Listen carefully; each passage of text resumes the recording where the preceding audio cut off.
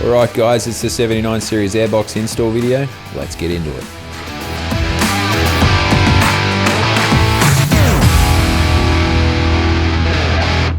Alright guys, you want to start by loosening off everything.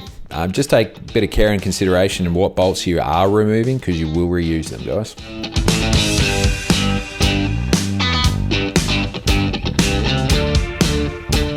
I would recommend a 3/8 drive set to install and remove both standard and our airbox. It just gets into the tight spots a little bit better. When you do install the silicone for the Snorkel, I would recommend pushing it back as far as you can so it doesn't foul on the new airbox going in. When you go to put the bung in, just make sure it is secured and tight. Keep a check on it, guys, and make sure it doesn't fill up.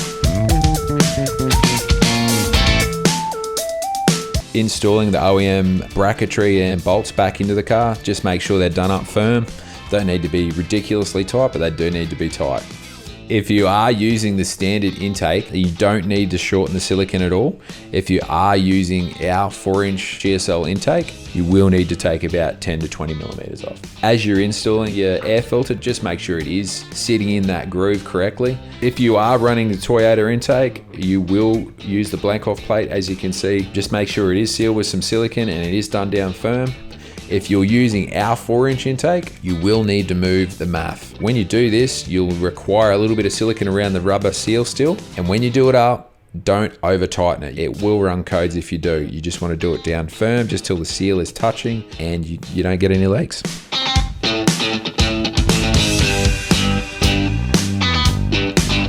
So just leave the silicone loose so you can manipulate the lid where you need to put it.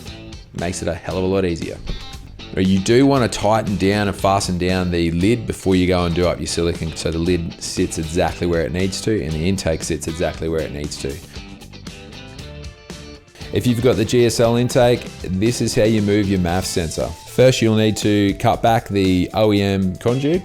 Just be careful, guys, you don't want to nick the wires. As you got the wires cleaned off, throw some conduit on and tape it back up, seal it back up. Just make sure you fasten the electrical back down just to make sure you don't have any electrical problems into the future. And click your MAF sensor back on and you're good to go. If you've relocated the MAF sensor into that position in our airbox, you will not require an ECU retune for that at all. It is scaled correctly in that position. Well done, guys, you did it. Crack cold one. Get a brewski and your broski.